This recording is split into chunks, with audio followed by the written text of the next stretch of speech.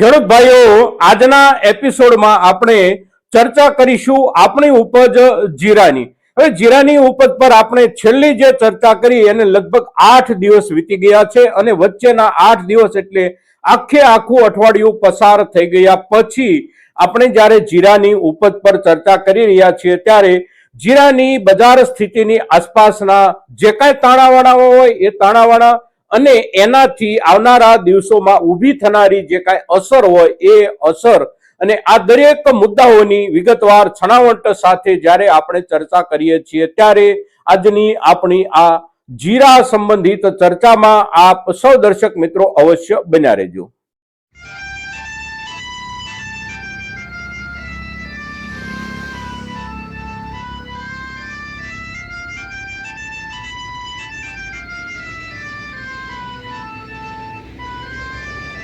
નમસ્કાર ખેડૂત મિત્રો, જય કિસાન, જય ભારત. ખેડૂત ભાઈઓ, આપણે જીરાની આપણી બજાર પરિસ્થિતિ અને જીરાની આપણી ઉપજ પરિસ્થિતિની પણ આજે ચર્ચા કરીશું. પણ ચર્ચાની શરૂઆત આપણે જ્યારે કરીએ છીએ ત્યારે વર્તમાન બજાર ભાવની સ્થિતિ તરફ એક નજર નાખીને જ આપણે શરૂઆત કરવાની રહેતી હોય છે, કારણ કે વર્તમાન બજાર એ જ આગળના સમયના સંકેતો હોય છે બજારના, અને તેથી અત્યારના દિવસની જે પરિસ્થિતિ હોય એ પરિસ્થિતિ તરફ એક નજર આપણે નાખીએ તો આજનો દિવસ જે છે એ દિવસ એટલે 11 જાન્યુઆરી 2026 અને રવિવારનો દિવસ. ગઈકાલે શનિવારના દિવસે બજારમાં શું થયું અને જીરાના ભાવોમાં ફેરફાર ગઈકાલના દિવસે શું આવ્યો અને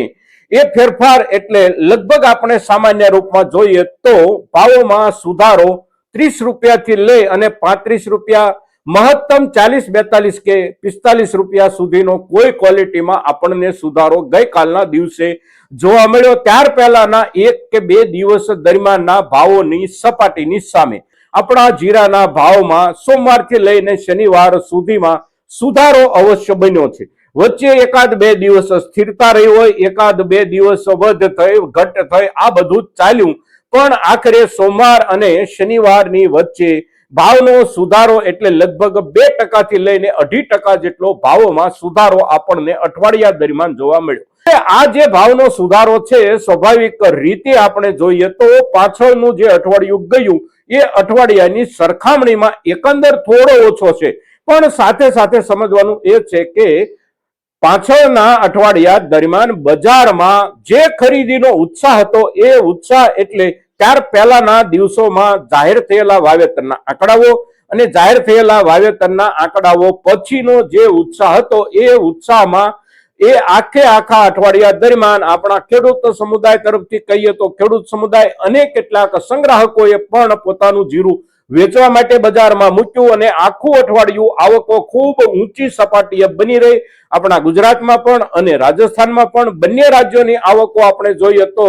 લગભગ 30,000 બોરીથી વધારે આવકો, 30,000 થી લઈને 40,000 બોરીની વચ્ચે દૈનિક આવકો રહી આખા અઠવાડિયા દરમિયાન. અને એ આખા અઠવાડિયા દરમિયાન આવકોની આટલી બધી વૃદ્ધિ હોવા છતાં પણ બજારમાં ઉત્સાહ ખરીદીનો બની રહ્યો, કારણ કે ત્યાર પહેલાના દિવસોમાં વાવેતરના જે આંકડાઓ આવ્યા હતા એ વાવેતરના આંકડાઓએ ઉત્સાહ બનાવી રાખ્યો હતો અને એ તમામ ખરીદી જે થઈ એ ખરીદી થઈ લાંબા ગાળે સારા નફાથી વેચવાના હેતુથી સંગ્રાહક વેપારીઓ દ્વારા. અને એ જે ખરીદી થઈ એ ખરીદી પછી આ અઠવાડિયામાં આપણે જોઈએ તો આવકોમાં બહુ મોટો ઘટાડો થઈ ગયો. બહુ મોટો એટલે લગભગ આપણે જોઈએ તો અડધી જ આવકો થઈ ગઈ, ક્યારેક અડધાથી પણ ઓછી આવકો થઈ હોય ગયા અઠવાડિયાના દૈનિક સરેરાશના આંકડાના હિસાબથી. અને એ પ્રમાણે ઓછી થતી જતી આવકોએ બજારને પાછું ટકાવી રાખ્યું અને ટકી ગયેલું બજાર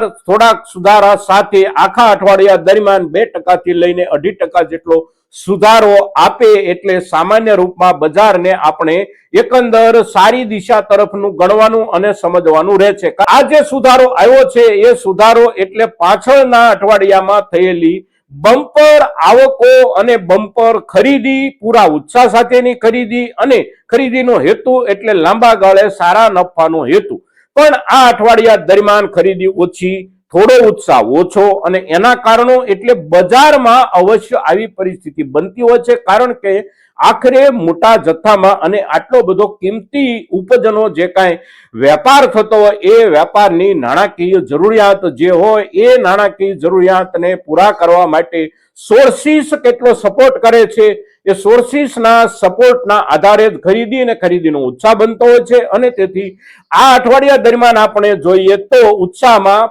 પહેલાના અઠવાડિયા કરતા આપણને થોડો ઘટાડો જોવા મળ્યો ઉત્સાહમાં, પણ ભાવ સુધરતા રહ્યા. એનો અર્થ એ થયો કે બજાર હજી પણ એક વિશ્વાસ સાથે ચાલી રહ્યું છે, અને એ વિશ્વાસ એટલે આ અઠવાડિયામાં પણ લાંબા ગાળે વેચવા માટે કરવામાં આવેલી ખરીદી. તો બજારની માનસિકતા જે કાંઈ છે એ માનસિકતા એટલે ખરીદવાનો ઉત્સાહ અવશ્ય બજારમાં બની રહ્યો છે. ટેકનિકલ કારણોસર ખરીદી થોડી ઘણી ઓછી થઈ હોય, અને ટેકનિકલ કારણો એટલે આપણે જોયું તેમ સૌથી અગત્યનો મુદ્દો બની જતો હોય છે કેશ લિક્વિડિટીનો,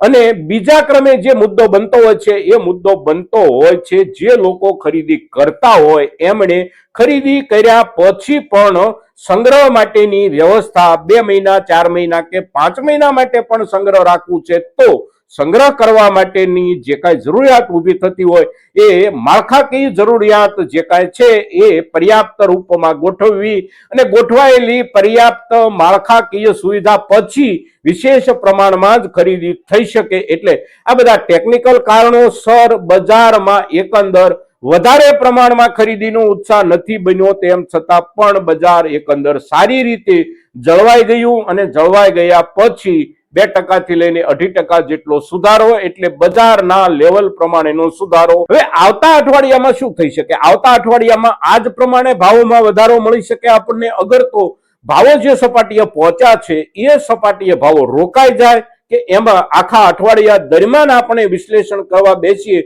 સોમવારથી શનિવાર સુધીનું આવતા અઠવાડિયામાં, તો આપણે એવું પણ કહેવું પડે કે આખા અઠવાડિયા દરમિયાન 2% ભાવોમાં ઘટાડો આવ્યો, તો આમાંથી કઈ પરિસ્થિતિનું નિર્માણ થાય? એ વેપારીઓ અને સંગ્રાહકો તરફથી મોટા પ્રમાણમાં જથ્થો બજારમાં આવવાનો શરૂ થાય, તો એ આવતા જથ્થાને બાકીના વેપારીઓ એવા રૂપમાં પણ જોવાનો પ્રયાસ કરતા હોય છે કે બધા જ વેપારીઓ જો વેચી રહ્યા હોય તો મારે ખરીદી કરવી કે કેમ? કારણ કે આ મુદ્દો જે છે એ મુદ્દો માનસિક મુદ્દો બની જતો હોય છે, અને એ માનસિક મુદ્દો જે કોઈ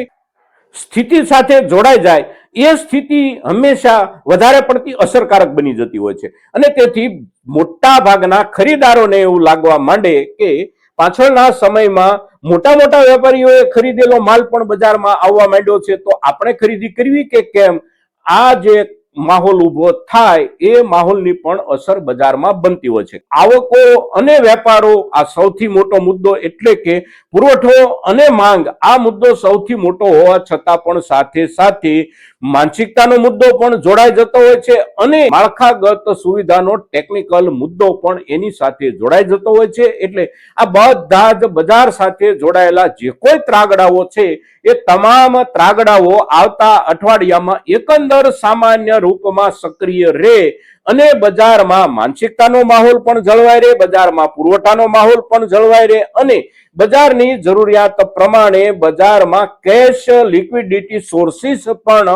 મેન્ટેન થઈ શકે એવું જો બની રહે નિરંતર, તો આવતું અઠવાડિયું પણ અવશ્ય એકંદર બજારના હિસાબથી બજારના ધોરણે મળી શકનારા સુધારા સુધી અવશ્ય પહોંચી શકે છે. પણ આખરે લાંબા ગાળે શું થઈ શકે? તો આખરે લાંબા ગાળે આ વર્ષમાં, એટલે કે આવનારી નવી સિઝન શરૂ થાય ત્યાં સુધીમાં બજારમાં બહુ મોટા ઘટાડાની કોઈ બાજુથી શક્યતા નથી, અને નવા વાવેતર જે કાંઈ છે આપણા, એ વાવેતર આ વર્ષમાં બમ્પર ઉત્પાદન આપી દે એવી શક્યતાઓ કોઈ બાજુથી નથી. વાતાવરણ અત્યાર સુધી જે કાંઈ રહ્યું છે એ વાતાવરણ એટલે એકંદર સામાન્ય જ ઉપજ મળી શકે એવું વાતાવરણ, ઉપરાંત આપણા વાવેતરમાં થયેલું ખૂબ મોડું, કારણ કે વાવેતર જે કાંઈ આપણું થયું એ વાવેતરમાંથી લગભગ 40 થી 45% જ વાવેતર આપણું સમયસરનું વાવેતર આપણે ગણી શકીએ. 55% થી લઈને 60% જેટલું વાવેતર આપણું જે કાંઈ થયું એ